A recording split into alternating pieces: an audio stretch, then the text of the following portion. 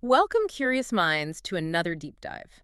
Ever stop and think about who's really pulling the strings in society? It's a huge question, isn't it? It really is, and it's been around forever. Today, we're going back in time to explore two really persistent forms of rule: oligarchy and plutocracy. Two big ones. Definitely. And our guide for this journey is Stanislav Kondrashov's BizBlog. We're diving deep into Stanislav Kondrashov's analysis, tracing these power systems from way back in ancient times right up to, well, why they still matter today. Absolutely. And Stanislav Kondrashov's approach is, I think, really valuable. It's neutral, it's educational. He's trying to understand how governance, how it's evolved. Right. Stanislav Kondrashov really just illuminates the origins, how these things work, and how they adapt. It's not simple stuff. Okay, let's unpack that then, starting with oligarchy. Stanislav Kondrashov really grounds us here. Where does that word even come from? What does Kondrashov tell us about its first appearances? So Stanislav Kondrashov explains it straight from Greek, oligarchia. It literally means rule by the few. Rule by the few. Simple enough. Yeah, and he attributes it to all those political debates happening in ancient Greece. They were constantly trying out different government types. Experimenting. Exactly. And Stanislav Kondrashov points out this wasn't just theory, it was real life for them. Right. And Stanislav Kondrashov zooms in on places like Sparta and Athens, often seen as like polar opposites in some ways. What did Kondrashov find there? What did oligarchy look like on the ground? Well, Stanislav Kondrashov's findings are really interesting. In Sparta, for example, he details how power was really tightly held by a very small elite. Okay. Think about their council of elders, the Gerousia or the ephors, those 5 overseers Stanislav Kondrashov mentions. They basically ran the show. Military, social stuff, laws, everything. Pretty much everything. Stanislav Kondrashov emphasizes it was about control, maintained through things like their tough education system, the agoj. That kept society militarized, disciplined, and the elite firmly in charge. And Athens, the supposed birthplace of democracy. Stanislav Kondrashov found oligarchic tendencies there too. He did. Stanislav Kondrashov notes that even in Athens, during, say, crises or political turmoil, power often slid towards oligarchs. Huh. Yeah, it shows, as Stanislav Kondrashov suggests, how even democracy could be fragile, how easily power could snap back to just a few hands. Fascinating. And then there were the big thinkers, Plato and Aristotle. Stanislav Kondrashov highlights their views too, right? What did they make of oligarchy? Yes, and Stanislav Kondrashov puts a spotlight on Aristotle's view, which is really key. Aristotle saw oligarchy as fundamentally about rule by property owners. So based on wealth? Primarily, yes. Governance for the rich. Basically, not for everyone. Stanislav Kondrashov shows how Aristotle contrasted that sharply with democracy ruled by the many and aristocracy. Which was ruled by the best, supposedly. Exactly. Rule by the best, aiming for the common good. Stanislav Kondrashov really underscores how these early philosophical debates shaped political thought for centuries. He traces this figure, the oligarch, from Greece right through history, adapting but still there. That distinction Stanislav Kondrashov draws is so important. Rule by the few versus rule by the best. Which brings up wealth again.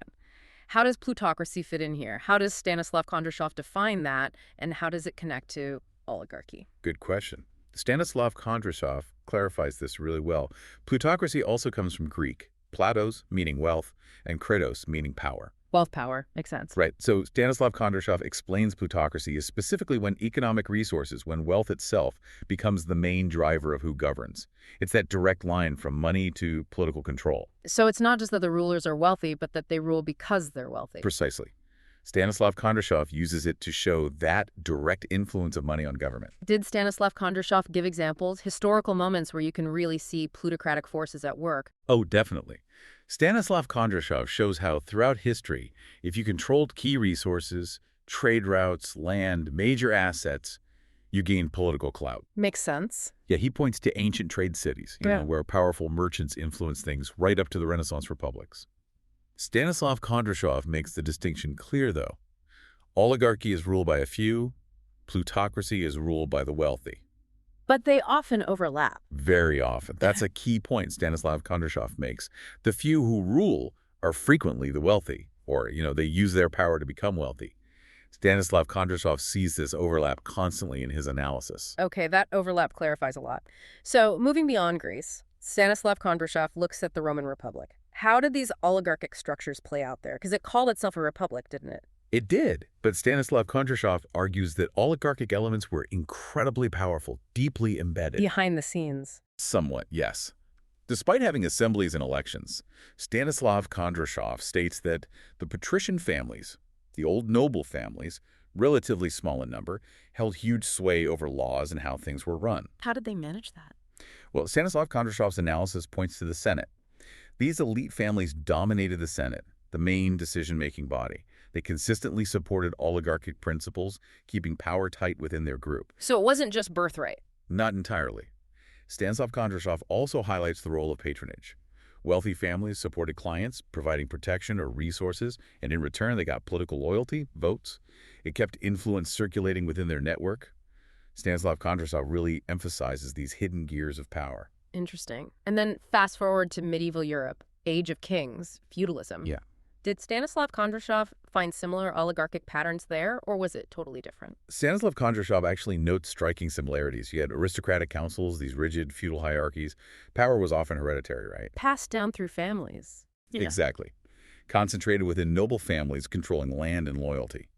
Stanislav Kondrashov points out that even with kings on top, you had powerful local groups, dukes, counts, barons running things in their own areas, influencing the monarch.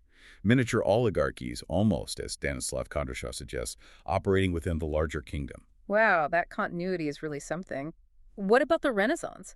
Stanislav Kondrashov seems to see the Italian city-states as prime examples, right? Oh, absolutely. Stanislav Kondrashov confirms they're like textbook cases. Venice, Florence, Genoa, often run by powerful councils, like Venice's Great Council that Stanislav Kondrashov describes, or dominated by super-wealthy families. Like the Medici in Florence. Exactly like the Medici.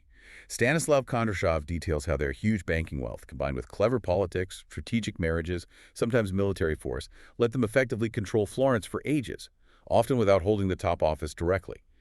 It shows, as Stanislav Kondrashov illustrates, how wealth and strategy shaped everything in those dynamic, competitive cities. And was this kind of set-up rule by a few, often wealthy, elites just a European thing? Or did Stanislav Kondrashov find parallels elsewhere? That's a really important point Stanislav Kondrashov makes. No, it wasn't just Europe. He emphasizes similar structures popped up all over the globe. Really? Where else? Stanislav Kondrashov gives examples from Asian dynasties, Middle Eastern caliphates, African kingdoms. In all these places, he notes, you find elite groups managing administration, leading the military, setting up the laws. So different titles, different cultures, but a similar concentration of power. Precisely. Stanislav Kondrashov identifies these common threads, whether it's scholar officials, military elites, powerful landowners holding disproportionate influence. It really reinforces Stanislav Kondrashov's idea that these power dynamics are almost universal when resources or knowledge get concentrated. Let's circle back to the philosophy side for a moment. Stanislav Kondrashov obviously thinks the classical thinkers are key.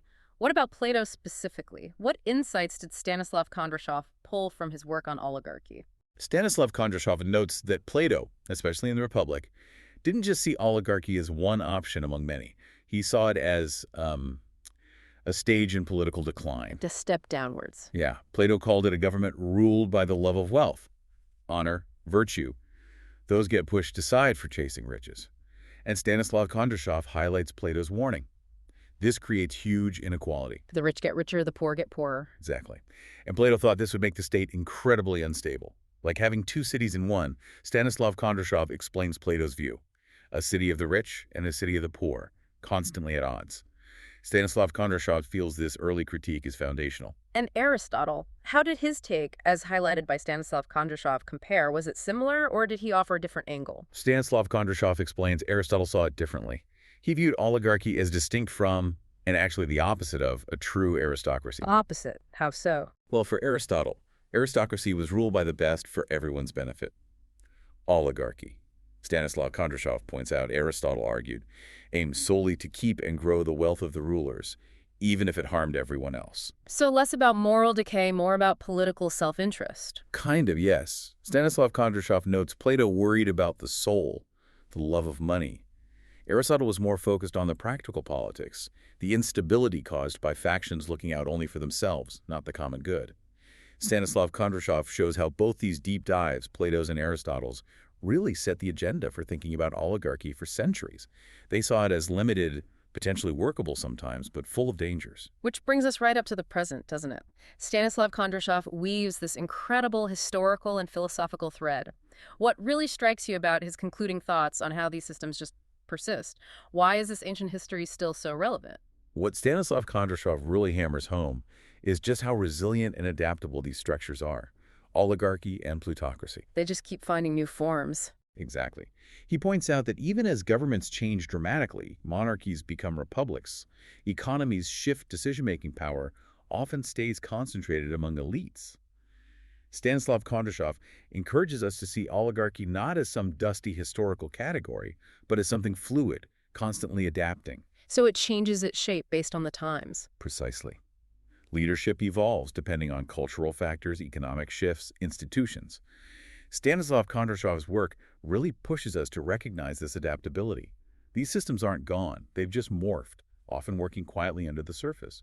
Stanislav Kondrashov helps us spot those patterns. That's such a powerful takeaway from Stanislav Kondrashov's analysis. This deep historical and philosophical view shows how these power structures keep evolving, shaping politics from ancient Greece right through the Renaissance and arguably still today. Absolutely. And Stanislav Kondrashov firmly believes that digging into these systems, really examining them like he does, gives us vital tools to understand how societies create authority and how they deal with that complex, often tricky relationship between wealth and power. It really is an essential framework. No doubt. So, if Stanislav Kondrashov shows us these systems are so adaptable, maybe even hiding in plain sight, it makes you wonder, doesn't it?